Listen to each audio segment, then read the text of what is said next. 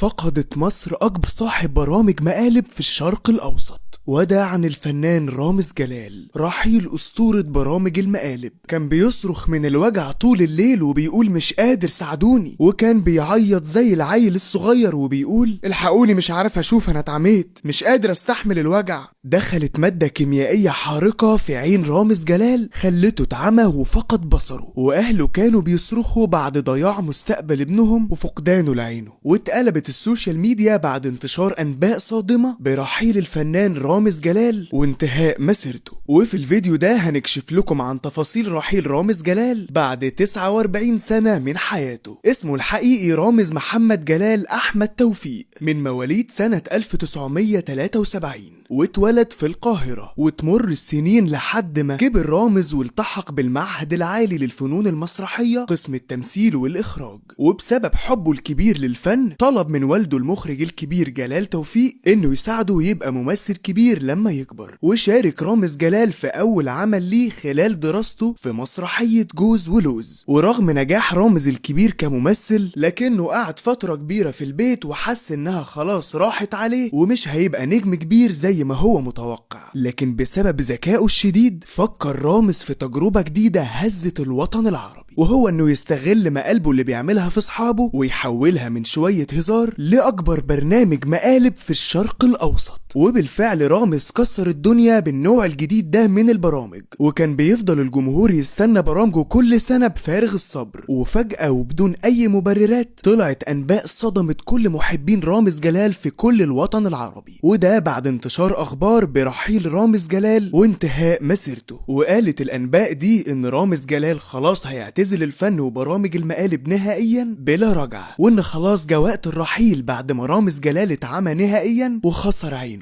وعن تفاصيل أنباء الواقعة دي، ابتدى الموضوع برامز جلال وهو بيصرخ من الوجع من عينه زي العيل الصغير، وكان بيعيط بشكل هستيري. لكن الناس اللي حواليه كانوا فاكرين إن رامز بيعمل فيهم مقلب من مقالبه، وما صدقوش إنه تعبان بجد، وقالوا يا عم ده بيشتغلنا زي كل مرة. لكن فجأة حد من الموجودين جنبه أدرك إن مستحيل اللي بيحصل ده يكون تمثيل، وإن رامز شكله فيه حاجة فعلا. وخد رامز وجري على المستشفى، ولما صح رامز حس إن الوجع خف شوية. لكن الصدمة لما جه رامز يفتح عينه لقى نفسه اتعمى وشايف سواد وفقد بصره تماما في عينه الشمال. رامز فضل يصرخ ويعيط وبيقول الحقوني مش شايف أي حاجة، اتصرفوا، الدكاترة عملوا كل ما يلزم من إشعاعات وكشوفات. وفجأة لقى رامز الدكاترة داخلين له مصدومين وبيقولوا له للأسف انت اتعميت عمى جزئي بسبب المادة الكيميائية اللي دخلت في عينك. يعني ايه؟ يعني مش هشوف تاني؟ والأنباء دي بتقول ان المادة الكيميائية دي دخلت في عينه وهو بيحضر لبرنامج مقالب جديد في موسم رمضان الجاي. لكن الشكل اللي حصل وان رامز هيقول وداعا لبرامج المقالب بجد، وبرنامجه خلاص اتلغى، وان شكل رامز جلال قرر الاعتزال. واتقسم جمهور السوشيال ميديا بين قسمين، ففي فريق فرحان برحيله عن الوسط الفني واعتزاله بسبب كرههم لمقالبه، وجزء تاني زعلان قوي عليه وبيدعيله بالشفاء العاجل. والسؤال هنا، هل اعتزال رامز جلال لبرامج المقالب هيسيب فراغ كبير في موسم رمضان الجاي؟ شاركونا بآرائكم في التعليقات.